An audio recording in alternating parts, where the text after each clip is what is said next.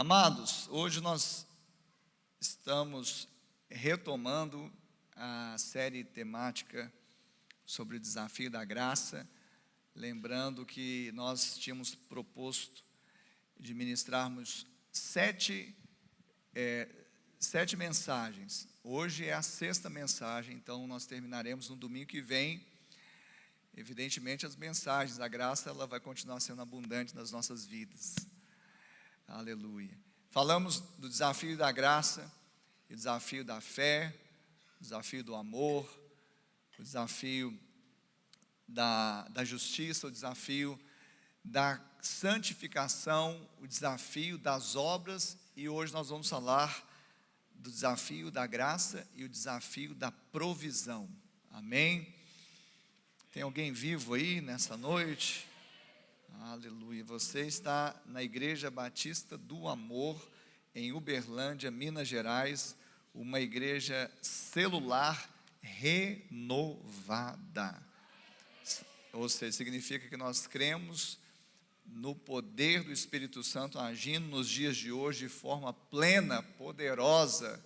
Nós cremos que os dons espirituais se manifestam nos dias de hoje de forma poderosa, que o Senhor já está derramando sobre nós esse poder. Amém? Quantos estão empoderados aí por essa unção? Abra comigo a sua Bíblia lá em 2 Coríntios, capítulo 12.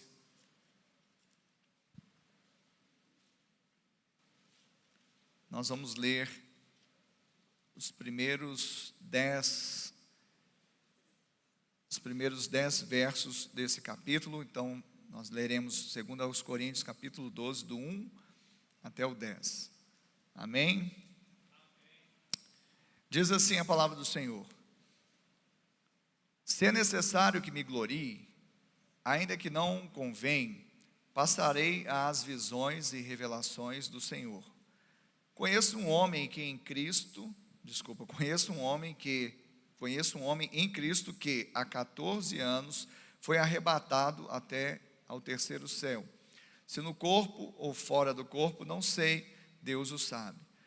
E sei que o tal homem, se no corpo ou fora do corpo, não sei, Deus o sabe, foi arrebatado ao paraíso e ouviu palavras inefáveis, as quais não é lícito ao homem referir. De tal coisa me gloriarei, não porém de mim mesmo, salvo nas minhas fraquezas. Pois se eu vier a gloriar-me, não serei nécio, porque direi a verdade, mas abstendo-me para que ninguém se preocupe comigo mais do que em mim vê ou de mim ouve. Verso 7. E para que não me ensoberbecesse com a grandeza das revelações, foi-me posto um espinho na carne, mensageiro de Satanás, para esbofetear, a fim de que não me exalte. Por causa disto, 3 vezes pedi ao Senhor que o afastasse de mim. Então ele me disse: a minha graça te basta, porque o poder se aperfeiçoa na fraqueza. De boa vontade, pois, mais me gloriarei nas fraquezas, para que sobre mim repouse o poder de Cristo. Pelo que sinto prazer nas fraquezas, nas injúrias, nas necessidades, nas perseguições, nas angústias, por amor de Cristo, porque quando sou fraco, então é que sou forte. Aleluia.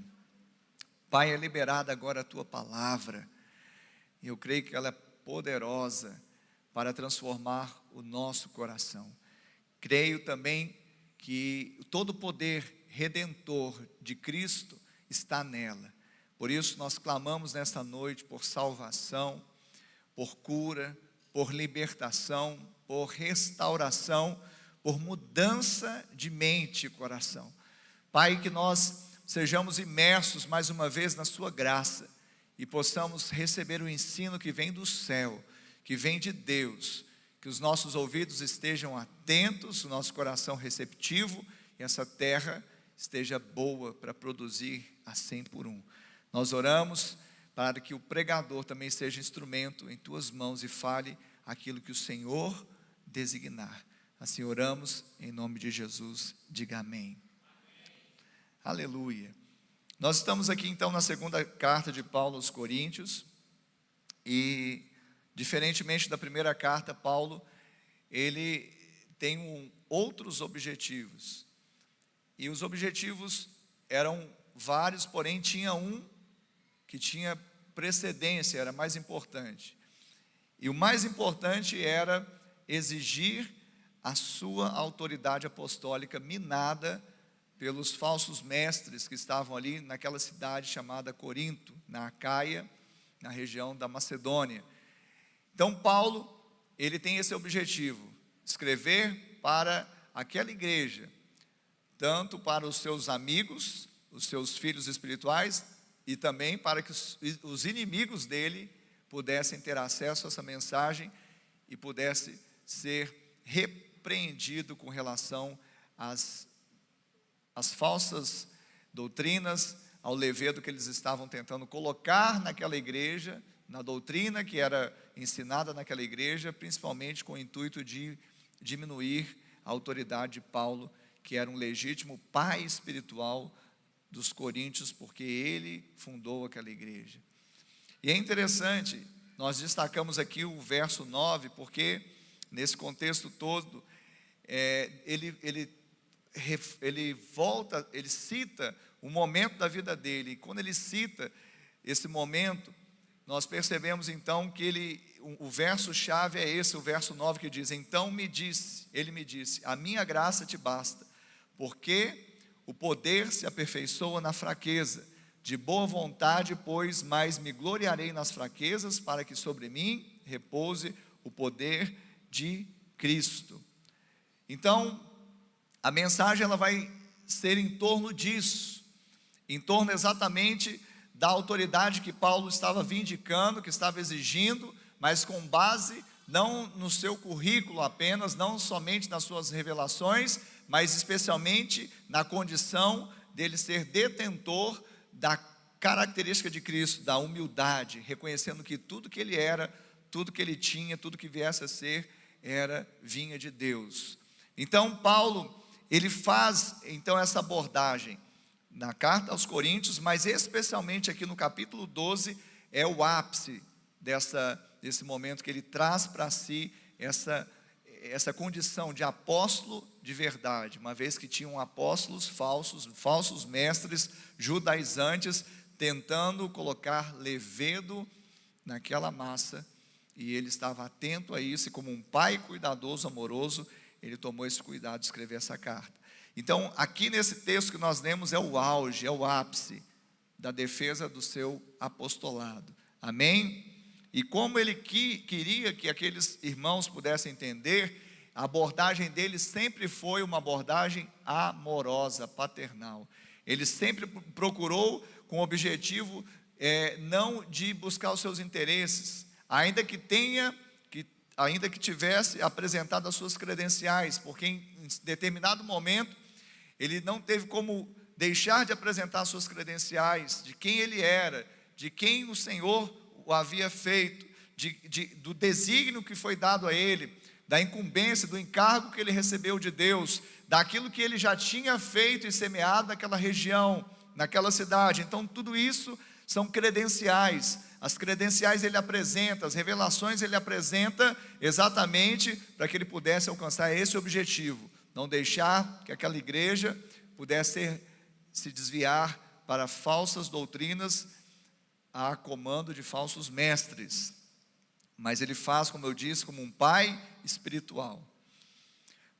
Amém. Isso é apenas uma introdução, um preâmbulo aqui, mas o importante é que quando Paulo, ele começa aqui no capítulo 12, falar então dessas revelações, das visões, e vem dentro desse contexto, falando das suas credenciais, uma coisa salta aos olhos, que a chave para a autoridade que Paulo tinha, era reconhecer que tudo provém da graça de Deus.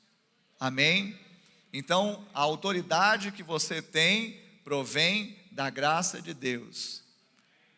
Como Jesus falou para aquela autoridade, falou: a autoridade você não teria se do alto não tivesse sido dada. Então nós temos autoridade porque vem do alto. Nós temos autoridade, nós temos o dom porque vem do Pai das luzes. Nós temos a autoridade porque a graça nos foi dada. Então Paulo, ele tinha esse entendimento, e essa é a chave para a autoridade. A sua autoridade, ela está fundamentada na graça e não no mérito. Amém? Amém até aí? Paulo reconhecia que toda provisão vinha da graça de Cristo, mas vinha em fraquezas. A graça que alcançava a vida de Paulo não vinha quando ele estava assim com tantas qualificações, com tantos predicados, com tantos feitos, com tanta, autossuficiência. Não, ao contrário, a graça que deu autoridade a ele veio exatamente na fraqueza. Então ele reconhecia que a autoridade veio por meio da graça que é em Cristo, mas em fraqueza. Nós vamos falar muito disso hoje. Paulo, ele reconheceu também que todo o favor de Deus era suficiente. Amém? Diga: todo favor de Deus é suficiente. Então essa é a chave. Se você quer viver uma vida com autoridade espiritual, reconheça que tudo que tem na sua vida vem do Senhor. Se você quer andar como um homem e uma mulher ungida, com poder, então se esvazie, reconheça que tudo que você tem, tudo que vem nas suas mãos é por graça dada por Cristo. Amém? Amém, queridos? Mas quando você tem mérito, não, se você tem mérito, já não há que se falar de graça. Se você tem mérito, teve uma paga, um salário, um soldo, uma contraprestação pelos seus excelentes serviços ao reino. Mas se você não reúne predicados, qualidades, feitos, mas reconhece que a autoridade que está na sua vida é o próprio Cristo em você, então você vai entender que esse poder ele se manifesta exatamente quando você não tem, você não é, quando você reconhece e baixa a sua guarda, falando: é na minha fraqueza mesmo.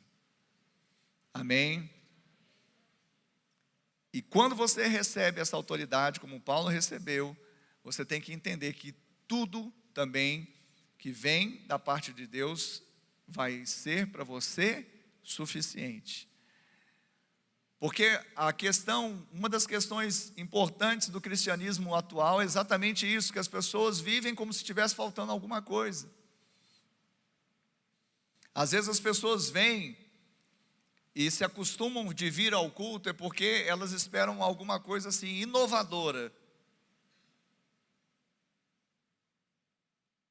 Mas o evangelho já é boa notícia, já é uma nova. Mas é a mesma pregação que os apóstolos pregavam no primeiro século. A igreja primitiva, ela perseverava na doutrina dos apóstolos. Então a mensagem que nós estamos pregando hoje é a mesma mensagem que foi pregada há 2000 anos atrás. E as pessoas muitas vezes se acostumam e elas ficam esperando algo novo no sentido de uma inovação. Mas na verdade nós estamos precisando é que caia a ficha, só isso, daquilo que já está escrito, daquilo que já foi dado. Mas às vezes, quando eu vejo, não, agora parece que vai dar um up aqui para mim, é porque tem alguma coisa que ainda não foi feito. Na verdade tudo já foi feito, Cristo já fez, Ele disse: está consumado, a obra já está consumada. Então quando o favor de Deus vem, Ele é suficiente. Amém? Se você não reconhecer que o favor de Deus não é suficiente, nada vai ser suficiente na sua vida. Eu vou repetir: se você não crer que o favor de Deus que desce sobre a sua cabeça, sobre a sua vida, sobre a sua casa, sobre o seu casamento, sobre o seu trabalho, sobre os seus estudos, sobre o seu ministério, não for suficiente, o que vai ser suficiente então? Então não venha simplesmente esperando alguma coisa inovadora num culto, mas venha pedindo: Pai, que eu possa entender aquilo que já está sendo pregado há mais de 2000 anos. Pai, ilumina os meus olhos do meu entendimento, para entender as verdades espirituais que eu ainda não compreendi, porque, de novo, nós cremos que é exatamente ser uma boa notícia, mas isso já está escrito, isso já está consumado, isso já está sendo pregado há pelo menos 2000 anos. Então, na verdade, a ficha precisa cair. Amém? Então é esse o contexto aqui do capítulo 12, e nós vamos adiante falando também sobre 3 pontos importantes desse capítulo 12, que quando Paulo, ele está ali, então, vindicando essa autoridade espiritual de apóstolo, e ele chama então um momento de quê? De visões e revelações do Senhor. O primeiro ponto, eu vou falar os 3 pontos: orgulho, fraqueza e provisão. Amém? Diga: orgulho, fraqueza e provisão. Amém? Então, sabendo desses 3 pontos, você não vai entender que não se completa essa mensagem antes. Então você tem que ficar ligado nos 3 pontos. O primeiro é orgulho. O primeiro momento é o orgulho, o momento em que antecedia a conversão de Paulo. Paulo, antes da sua conversão, ele se orgulhava de sua religião e de si mesmo. Mas depois dele se encontrar com Jesus lá no caminho de Damasco, e viu que o Deus, viu que Jesus, sendo Deus, se esvaziou, ele não teve outra ação senão se esvaziar também. Amém? Quantos já se esvaziaram aí? Amém? Não, está precisando, tem muita gente precisando se esvaziar. Quem já se esvaziou aí? Amém? Não tem como você permanecer na presença de Jesus e não se esvaziar. Cuidado, se você não se esvaziar, vão te estourar. Não é Deus que vai fazer isso, a própria vida se encarrega disso. Porque o caminho da ruína é pavimentado pelo orgulho. Vamos ler aqui o que diz Tiago capítulo 4, verso 6. Tiago capítulo 4, verso 6 diz assim: antes ele dá maior graça, pelo que diz: Deus resiste aos soberbos, mas dá graça aos humildes. Ele resiste aos soberbos, mas dá graça aos humildes. Maior graça tem aquele que se humilha. Deus não quer humilhar o filho. Se nós que somos tendentes na carne ao mal, nós queremos dar boas dádivas aos nossos filhos, e nós, em sã consciência, não queremos deixá-los expostos, ou humilharmos os nossos filhos, muito menos Deus. Mas é interessante que quando a palavra diz humilhar, ela fala numa flexão verbal reflexiva, ou seja, humilhe-se. Então, aquele que se humilha, ele vai ser exaltado. Humilhai-vos debaixo da poderosa mão de Deus, para que em tempo oportuno Ele vos exalte. Então veja que não é o Deus que está humilhando, mas você se coloca no lugar de humildade, porque o orgulho é exatamente eu atentar contra a vontade de Deus. Orgulho, presunção, soberba, foi exatamente a química usada pela serpente, a antiga serpente, lá no Éden. Porque quando o homem, ele de fato desacreditou da palavra do Senhor, ele disse consigo mesmo: eu faria diferente. Toda vez que há uma palavra de Deus, toda vez que há uma direção de Deus, toda vez que há a vontade de Deus expressa, toda vez que Deus, Ele permite algo acontecer e é um desígnio de fato do Senhor, e eu resisto, eu me oponho, eu murmuro, é como se lá dentro de mim eu estivesse dizendo: no lugar de Deus, eu faria diferente. E é isso que nós devemos entender, que o orgulho, ele vai levar à ruína. Paulo, como eu disse, antes da sua conversão, ele era cheio de si, ele era cheio dos pensamentos que estava fazendo a coisa certa, mediante a religião que ele tinha, mas ele percebeu a tempo que esse caminho de ruína era pavimentado pelo orgulho. Ele deixou o orgulho, porque a ruína, ela vem exatamente por causa do orgulho. O orgulho, ele precede a ruína, como diz lá em Provérbios 16, 18. Mas Paulo, ele deixa esse caminho e ele vai para o caminho de aprender a viver contente. O orgulhoso não vive contente. O soberbo não vive contente. O presunçoso não vive contente, porque ele nunca se satisfaz com o que ele tem. Exatamente por isso ele tem uma característica exibicionista, mas ele nunca se contenta com o que ele tem. E Paulo, ele aprendeu a viver contente. Abra comigo a sua Bíblia, lá em Filipenses.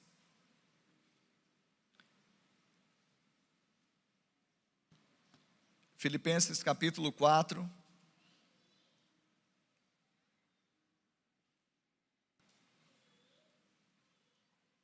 Verso de número 11. Amém? E diz assim: digo isto, não por causa da pobreza, porque aprendi a viver contente em toda e qualquer situação. Tanto sei estar humilhado, como também ser honrado. De tudo e em todas as circunstâncias já tenho experiência, tanto de fartura como de fome, assim de abundância como de escassez. Tudo posso naquele que me fortalece. Diga, tudo posso. Não, diga com quem está vivo. Tudo posso naquele que me fortalece. Então, tudo posso naquele que me fortalece é poder passar por toda e qualquer situação. Se tem abundância, eu posso tudo. Se não tem abundância, eu também posso tudo. Se sou honrado, eu posso tudo. Se não sou honrado, eu posso tudo. Se eu sou vilipendiado, se eu passo alguma privação, eu posso tudo. Porque eu aprendi a estar contente em toda e qualquer situação. Amém? Quantos querem aprender isso? Então, é hora dessa ficha cair. A primeira lição é deixar o orgulho de lado, porque quando você deixa o orgulho de lado, você aprende a viver contente. O orgulhoso, como eu falei, ele não está contente, porque sempre ele contabiliza o que falta, ele sempre contabiliza o que ele não tem. Ele ostenta o que tem, muitas vezes, mas ele sempre murmura pelo que ele não tem. E aí, quando nós olhamos para Paulo nessa perspectiva de Filipenses 4:11, nós vemos que aquele homem fariseu, homem douto na lei, homem com tanta autoridade, cidadão romano, com tudo aquilo que envolvia a pessoa dele, ele aprendeu a viver contente em toda e qualquer situação, porque ele perseguia e passou a ser perseguido, e agora ele estava com o coração de Cristo, ele estava com o coração humilde. Jesus disse: vinde a mim, todos vós que estáis cansados e sobrecarregados, e eu vos aliviarei. Tomai sobre vós o meu jugo e aprendei de mim, que sou manso e humilde de coração. Encontrareis descanso para a vossa alma, porque o meu fardo é leve e o meu jugo é suave. Então, primeira coisa é deixar o orgulho, é deixar a soberba, é deixar a presunção. Jesus também lidando com os religiosos da sua época, lá em Mateus 23:12, ele fala que aquele que quiser se exaltar, será humilhado, mas aquele que se humilhar, será exaltado. Aquele que se humilhar, então é você que se humilha, é você que, sabe, se prostra, é você que é flexível. Uma vez eu vi uma camisa que eu gostei muito, a respeito da evolução do homem, né? Aí estava lá o homem, Homo sapiens, não sei, é ele mesmo, né? Todo carcundinha lá. Aí a evolução, aí ele vira um Homo erectus, né? É isso mesmo? Quem que é da biologia me ajuda aí. Isso não nem no esboço, não. Lembrei dessa camiseta. Aí falando assim, a verdadeira evolução, aí vem um Homo erectus, e ele vai descendo, e ele se prostra diante da cruz de Cristo. Essa é a verdadeira evolução. Amém? Então, querido, crente tem que crescer que nem rabo de cavalo. Quando cresce para baixo. Para se humilhar diante de Deus. Mas Deus toma o crente que está humilde, que deixou suas qualificações, sua justiça própria, e o levanta, porque a graça que o levanta. O orgulho abate, mas a graça levanta. O que você vai escolher? Amém? Então nós devemos entender que o próprio Paulo, ele entendeu que os títulos, os feitos, a própria vida não teria valor nenhum sem a humildade de Cristo no coração dele. Amém? Vou perguntar de novo, né? Quem é humilde aí, levanta a mão. O povo da noite está mais confiante, pastora.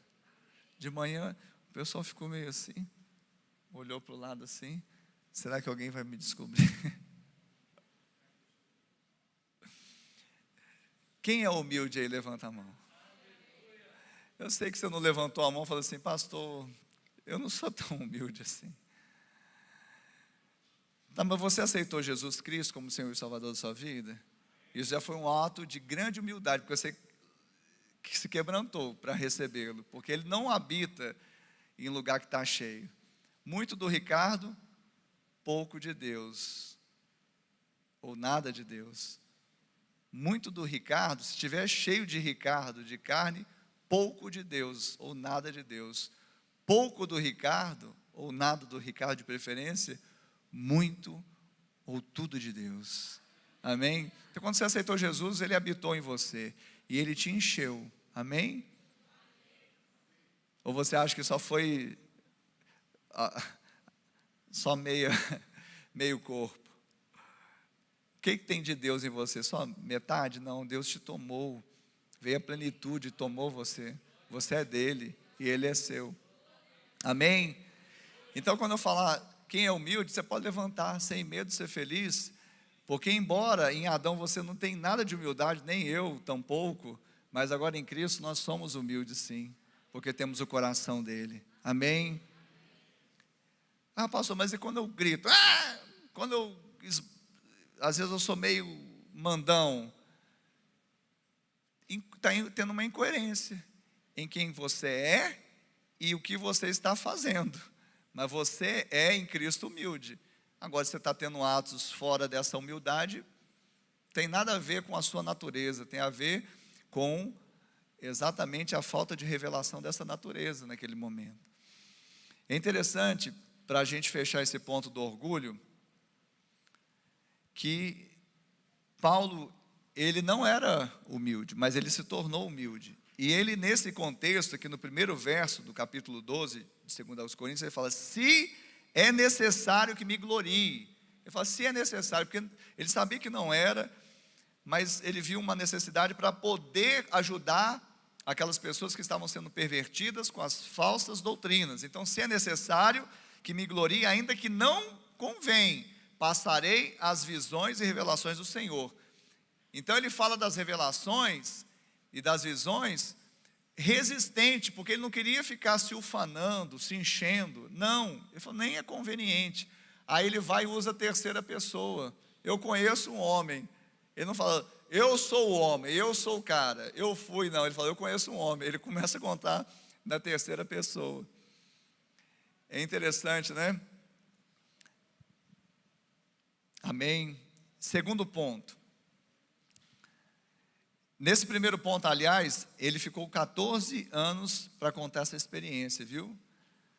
Dificilmente alguém de nós ficaria tanto tempo, né, com uma experiência assim.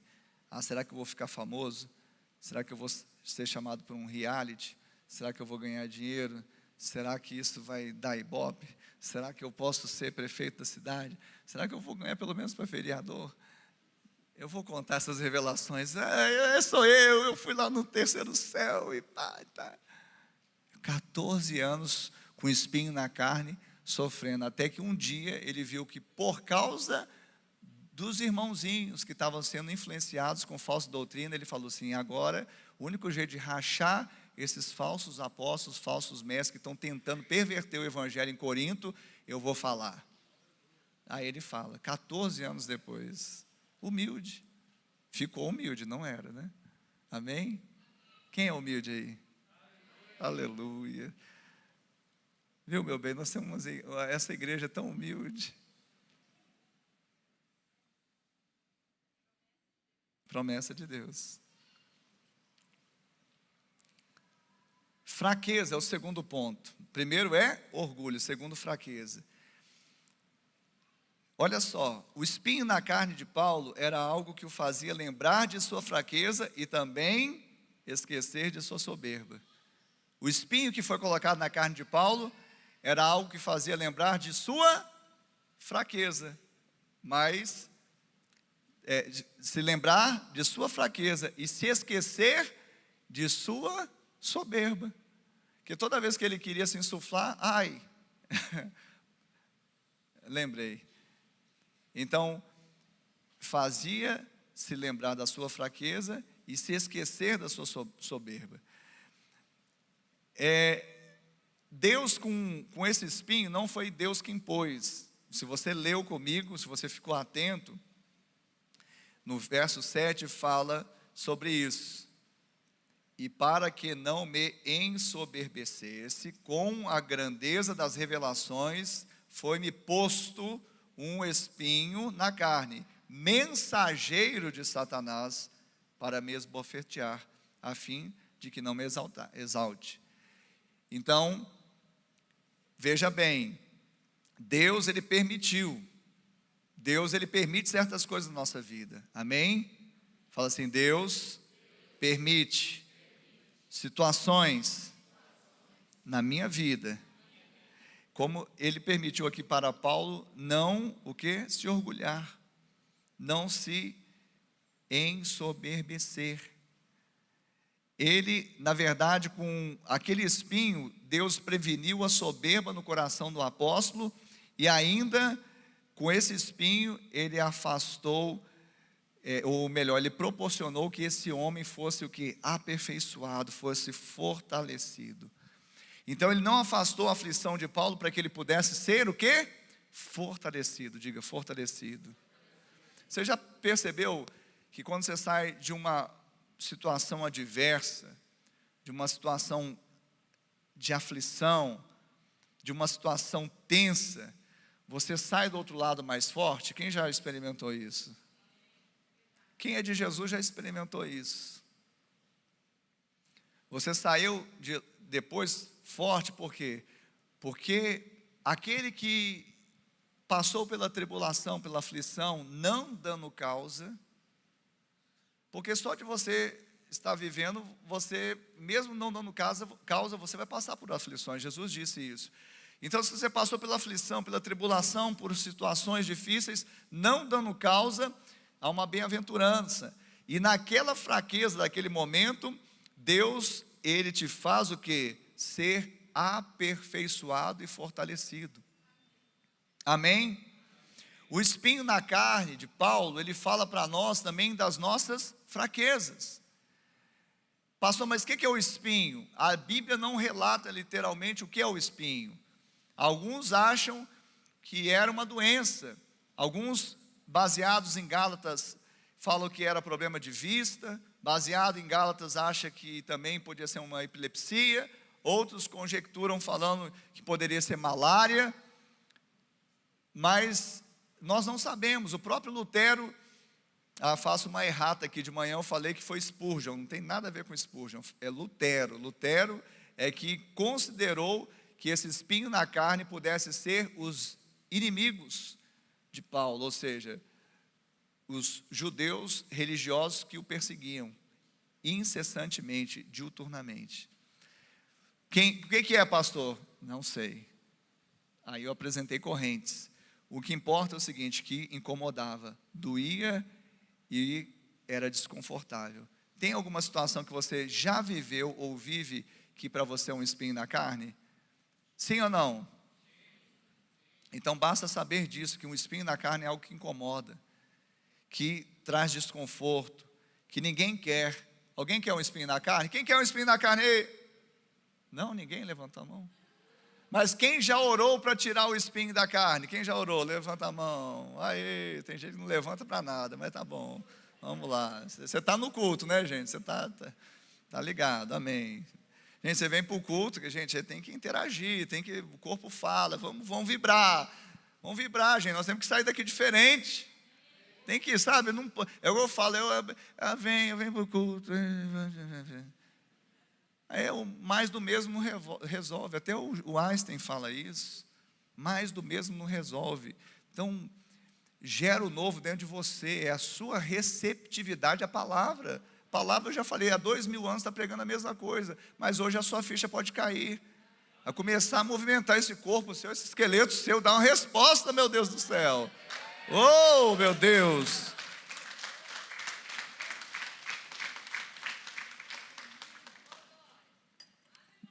Desculpa os visitantes. Amém.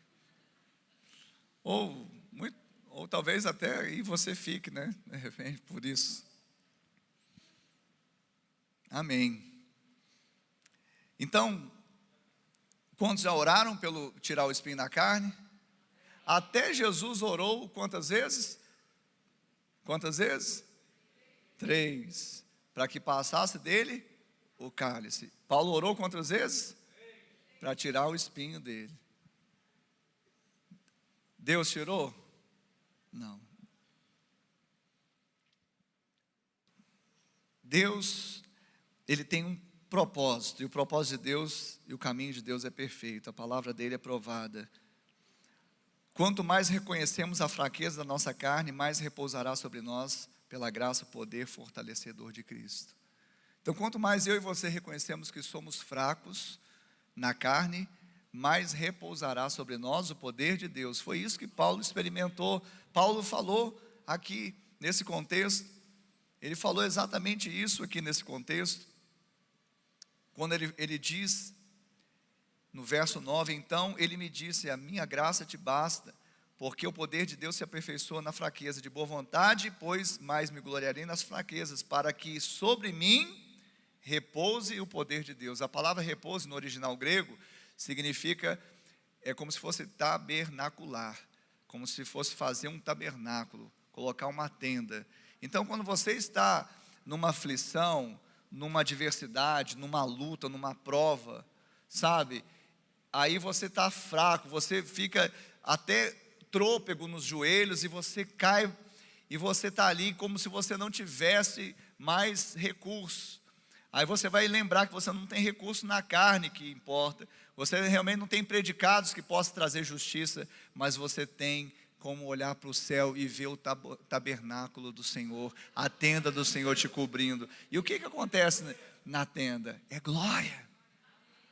Deus vai te cobrir com o tabernáculo, com a glória, e lá vai haver a Shekinah de Deus. E aí, quando você pensa que está fraco, você vê que está forte, porque aí a graça vai te levantando, te põe de pé e você segue. Para onde, pastor? Ué, para Jerusalém celestial, não é para onde nós vamos? Para lá que nós vamos. Ninguém vai ficar pelo caminho, ninguém vai retroceder. nós somos os da fé, não retrocedemos, mas vamos adiante, porque o Senhor disse que Ele vai conosco, amém? Então Paulo entendeu isso. O nosso aperfeiçoamento não está na força da carne, sim em sua fraqueza. Não está em sermos fortes o suficiente para erguermos torre como de Babel. Não está, sabe, em erguermos torres e colocarmos o nosso nome célebre, mas deixarmos que a cruz se erga dentro de nós e sejamos edifício de Deus. Sabe, a fraqueza, ou seja, o aperfeiçoamento está na fraqueza da nossa carne, então nós temos que subjugá-la. O aperfeiçoamento não está no orgulho de Adão, mas na humildade de Cristo. Sabe, esse processo é o processo da graça fortalecedora. Como isso acontece? Deus permite enfraquecer para que possamos receber a sua força. Então talvez você chegou aqui nesse culto meio quebradinho, meio desanimadinho, aí o pastor está tentando, vamos lá gente, você mesmo assim farolzinho embaixo, e eu sei que não adianta plantar bananeira, soltar foguete, é a palavra do Senhor, e nós temos muita seriedade nela, eu não estaria pregando outra coisa senão a palavra do Senhor, e eu sei que é ela que tem poder para transformar a sua vida. Então se você está aqui nessa condição, talvez seja a condição da sua mudança para sempre, talvez seja o divisor de águas, talvez se você chegou aqui dizendo, para mim parece que não tem mais esperança, para mim parece que não tem mais saída, o Senhor está te dizer que Ele é seu escape, Ele está dizendo que o poder dEle aperfeiçoa-se na fraqueza, porque exatamente na fraqueza é que nós precisamos de alguém para nos ajudar. Quando nós estamos fortes, quando nós estamos autossuficientes, quando nós estamos senhores de nós mesmos, quando nós temos dinheiro no bolso, quando, sabe, o vento sopra a favor, dificilmente a gente recorre a uma ajuda. A gente recorre à ajuda quando nós estamos necessitados. E é na fraqueza que há necessidade, mas é que na fraqueza não há apenas uma necessidade, sabe, que ecoa, mas há o poder de Deus iminente que chega e faz acontecer. E é isso que vai acontecer, e isso que está acontecendo na sua vida agora, no nome de Jesus. E o terceiro ponto e último, provisão.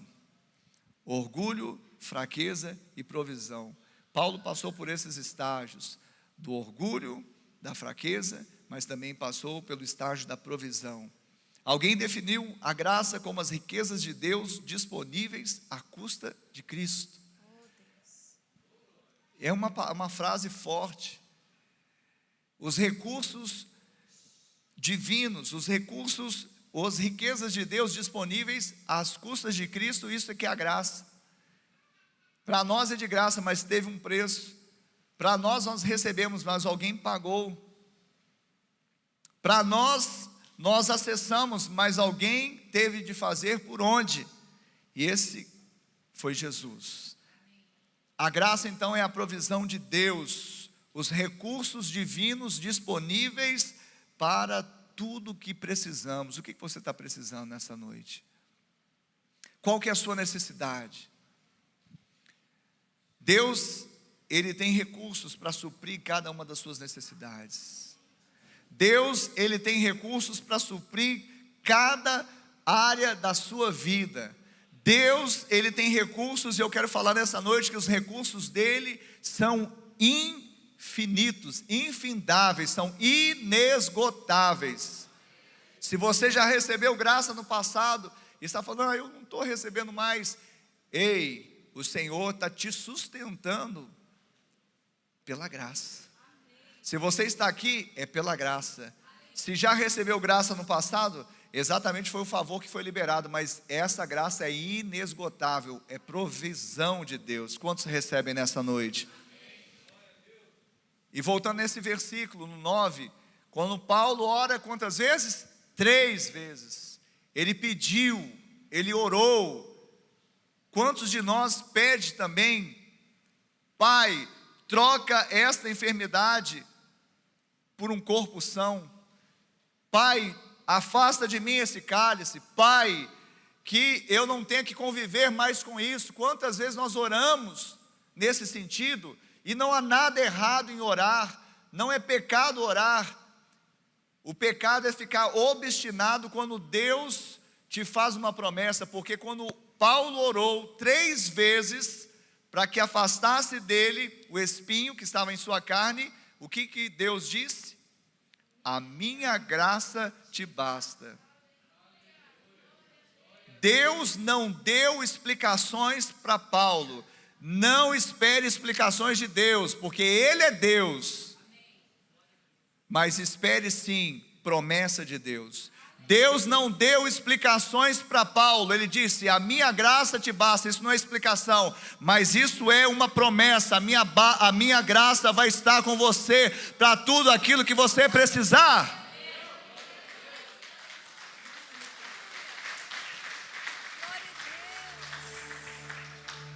Lembre-se disso, nós não precisamos de explicações de Deus, nós precisamos apenas, tão somente, de uma promessa. Quantos têm uma promessa de Deus? Quantos aqui são filhos do Deus Altíssimo, o Deus de toda a terra, o Deus gracioso, e tem uma promessa? Então não fique esperando explicações de Deus, repouse, deixa Ele te tabernacular, forrar a tenda dele sobre a sua vida, ainda que você esteja passando por o pior momento da sua vida, pelo vale da sombra da morte, pelo vale mais profundo, pelo deserto mais árido, a glória do Senhor vai encher a sua vida. Ele vai te tirar do monturo, Ele vai te erguer, porque a graça dele te basta, me basta. Esta é a promessa dele. Aleluia. Deus, Ele é poderoso para pegar e tirar uma enfermidade, e essa é a vontade dele, eu creio. Mas a pior enfermidade que existe não é física, é no coração, é o pecado. Para que Paulo não ficasse soberbo, e talvez nesses 14 anos não fizesse nem a 10ª parte do que ele fez, talvez até a gente nem teria ouvido falar de Paulo. Depois da revelação do céu, quando ele se em corpo ou espírito, ele não sabe, eu também não sei, mas quando ele vem para a terra, é colocado um espinho, para que ele não perdesse a bênção. Talvez seja importante que haja ainda um espinho, mas pense, o espinho não pode determinar aquilo que você é, porque você é curado. Paulo era curado, sarado. Alguns podiam falar assim, ei, como os amigos de Jó, amaldiçoa seu Deus, né? A mulher falou, e os amigos querendo encontrar alguma falta em Jó. E talvez alguns falaram isso para Paulo, porque era talvez exposto aquele espinho, trazia desconforto. Mas Paulo, ele aprendeu que, e ele escreveu lá em Romanos 8:28, todas as coisas cooperam para o bem daqueles que amam a Deus. Todas, coisas boas, coisas não tão muito boas. A questão é, essas coisas que não são boas, essas situações, elas podem cooperar, elas vão cooperar dependendo da sua atitude. É exatamente quando você entende que a graça de Deus está te acompanhando, então aquela situação adversa, ela não vai trabalhar contra você, mas ela vai trabalhar a favor de você. Quem está entendendo? Ela não vai trabalhar contra você, ela vai trabalhar a favor de você, porque se é na fraqueza que vem o poder, então se eu estou sendo enfraquecido com esse espinho, vai vir mais poder. Se eu estou passando um momento de desconforto, vai vir mais poder. Se eu estou sendo exposto eu sei que vai vir mais graça, mas eu já decidi não ficar dando ouvidos ao que os homens pensam, ao que dizem a meu respeito, ao que fazem prognóstico ao que vai acontecer comigo, porque eu sei que eu sei em quem tenho crido. Estou bem certo que é poderoso para guardar o meu tesouro até o dia final. Como disse Jó, eu sei que o meu Redentor vive e em breve ele se levantará. Eu sei que o Senhor é que sabe os pensamentos que tem a meu respeito, pensamentos de paz e não de mal, para me dar o fim que desejais. E o fim é melhor do que o começo. E o fim exatamente é esse. Paulo viu o fim, ele viu a glória no céu. Moisés viu Deus ou a glória na terra, mas Paulo viu a glória no céu. Ele foi ao terceiro céu, ele foi ao paraíso. E a convicção que gerou nele era tamanha de não mais ficar desconfortável no sentido de parar. Mas ele tem espinho, tem glória. Tem espinho, tem favor. Tem desconforto, tem Shekinah. Tem qualquer situação que me faça lembrar daquilo que eu não posso me esquecer, eu não vou me esquecer que a graça de Deus me basta e o poder dele se aperfeiçoa na minha fraqueza. Eu não sei o que você está passando hoje, como eu disse, mas eu quero te falar que há provisão na presença de Deus. Talvez você possa abraçar essa provisão hoje, ou você pode abrir mão dela. A escolha é sua. Talvez você possa ficar pensando, mas está tão difícil. E não adianta ficar pensando, está tão difícil, e ficar se martirizando e ficar, não. Agarre-se à graça de Deus que está sobre a sua vida e faça com que essa situação adversa, ela não trabalhe contra você, mas ela trabalhe a favor de você. Quem está me entendendo nessa noite? Tem uma revelação aqui, irmãos. É pela graça de Deus. A mesma graça que estava sobre Paulo, que fez ele suportar o espinho, vai te dar graça também, vai ser superabundante na sua vida, para que você passe pelas suas dificuldades, seus problemas, suas limitações. Tem coisa que Deus trabalha com substituição. Pai, tira a enfermidade e põe a saúde. Tira a perseguição e me dá a paz. Isso Deus faz substituindo a doença pela saúde, a perseguição pela paz.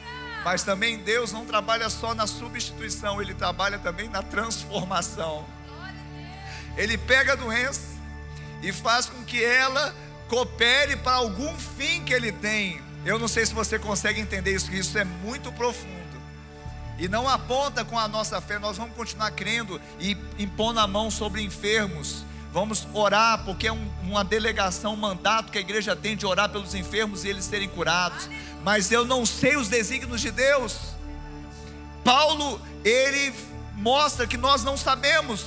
Um homem de Deus estava com espinho na carne. Então existe a substituição de perseguição para paz. Mas se continua havendo perseguição, ela não vai ser impedimento para você fazer e chegar onde você deve chegar.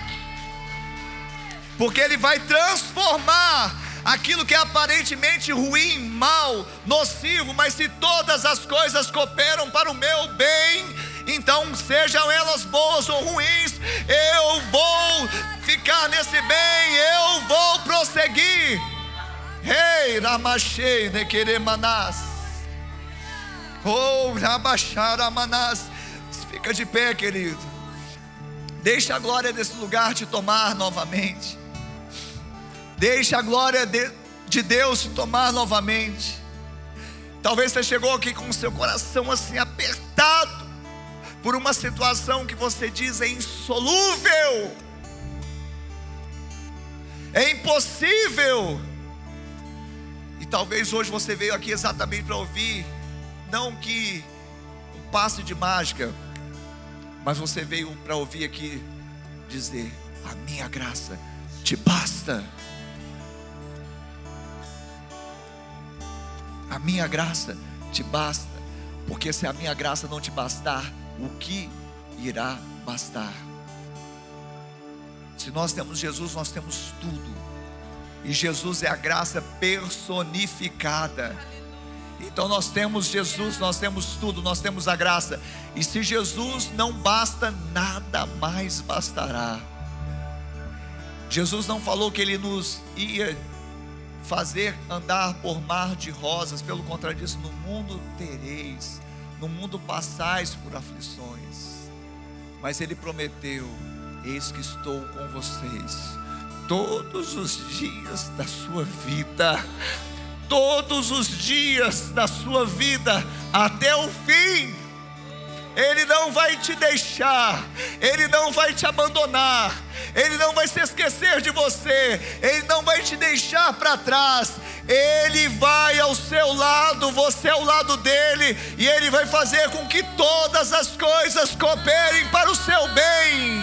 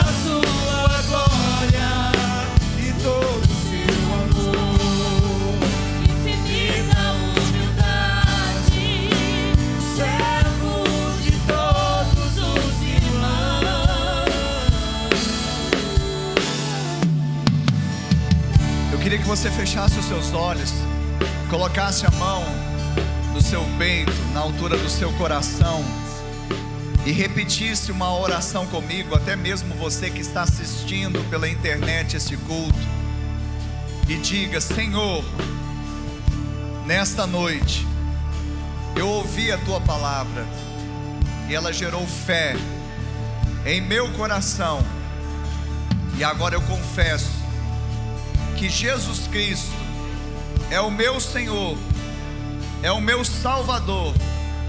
Escreve o meu nome no livro da vida e salva-me, Senhor. Pai, eu que um dia andei em Teus caminhos, mas me desviei, me afastei. Hoje, arrependido eu volto, na certeza que sou aceito, sou recebido em Seus braços de amor. Coloca anel no meu dedo, sandálias nos meus pés, e me dê vestes novas, porque o Filho voltou à casa do Pai, à presença do Pai. Ainda com os olhos fechados, eu quero perguntar aqui nesta noite: se você fez esta oração que acabamos de fazer, você se identificou com ela, eu queria que você levantasse agora uma das suas mãos. Levante a sua mão aí onde você está. Eu vejo mãos levantadas aqui nesta noite. Isso, pode levantar a sua mão. Se você fez esta oração que acabamos de fazer juntos, e você se identificou dizendo: sou eu, você pode levantar a sua mão. Isso, eu vejo mãos levantadas aqui nessa noite. Isso, muitas mãos levantadas. Ah, Jesus, Tu és maravilhoso.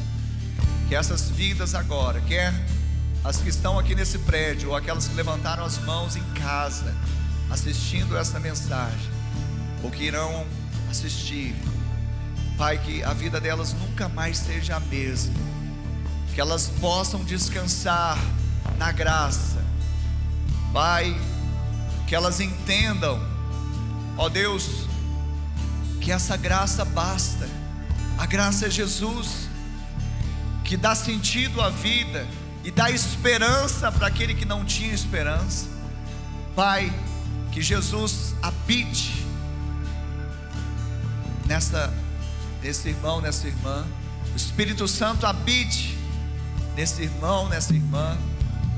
Pai, no nome de Jesus, é aquele que está voltando aos caminhos, ele permaneça e ele não se esqueça da onde Deus o tirou e aonde ele está.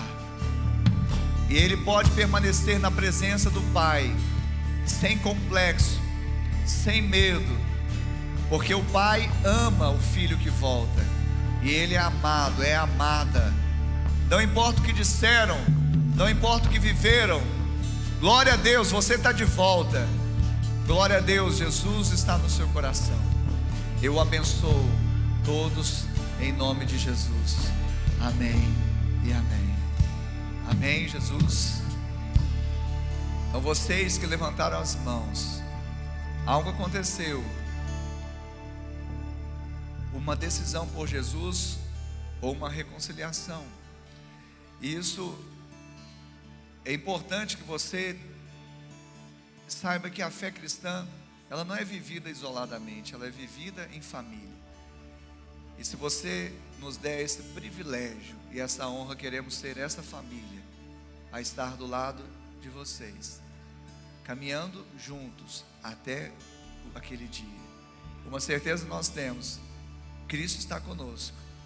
Mas é bom estarmos um do lado do outro, porque a gente vai lembrando o outro que Cristo está conosco e a graça dele nos basta. Amém? Pode fazer de novo. Aqueles que levantaram as mãos, faz assim de novo, por favor. Quem levantou a mão, isso de novo. Levanta bem alto assim. Só para... Tem uns irmãos e irmãs que vão falar com vocês no final do culto, tá bom? Nós não queremos mudar a sua religião, ou, sabe, que você venha para uma igreja, uma denominação. Nós queremos simplesmente dizer que nós somos família de Deus. Amém? Para isso precisamos pelo menos um contato com vocês. Se vocês permitirem, esses irmãos vão estar ali na saída, irmãos e irmãs preciosos. E que Deus os abençoe. Quiser também, nós estamos à disposição, tá bom? Amém.